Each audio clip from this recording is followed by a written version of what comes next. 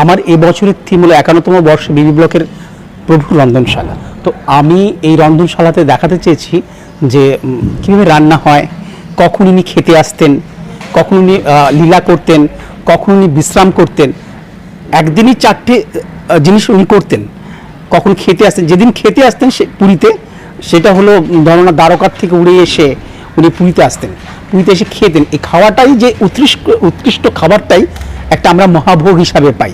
তাই এখানে প্রভু 10টা রূপে পৌরাণিক কথা কথিত আছে যে প্রভু 10 রূপে এই আমাদের জগন্নাথ মন্দিরে খেতে আসেন। তাই এই 10 রূপটাই এখানে দেওয়া আছে। এখানে প্রথম আছে নরসিংহ, ব্রাহ্মণ, মৎস্য, বুদ্ধ, পরশুরাম। দর্শনার্থী যদি সেগুলো আসুন, দেখুন এই কাজটাকে। সবাই তো অন্য রকম করে, আমি একটু নতুনভাবে একটু চেষ্টা করলাম আর কি। শিল্পী গৌতম দাস।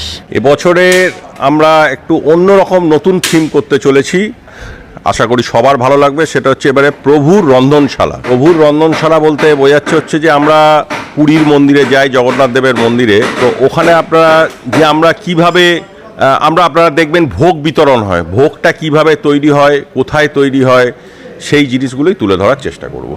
হ্যাঁ, আমরা নিশ্চয়ই যে এই যে বাংলার শিল্পীরা যে মানে তুলে ধরার আমরা চেষ্টা করছি, যে এই শিল্পটা তো আস্তে আস্তে শেষ হয়ে যাচ্ছে। তো আমরা চেষ্টা করেছি আমাদের মতো করে যাতে সেই শিল্পটা ফিরে আসে এবং সেই শিল্পটার দ্বারা মানুষ উপকৃত হয়, বাংলার মানুষ উপকৃত হয়, এটাই আমাদের কাম্য।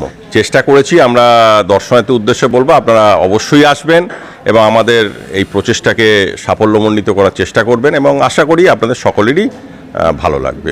আমাদের চতুর্থীর দিন মানে 6 অক্টোবর আমাদের এটা খুলে যাবে। উপকরণ এটা তো আপনার হচ্ছে মাটির জিনিস আছে, আপনার মানে প্লাই, কাঠ, এইগুলো দিয়েই তৈরি হচ্ছে, বাঁশ। আমার নাম সুদীপ্ত দে, আমি ব্লক সম্পাদক।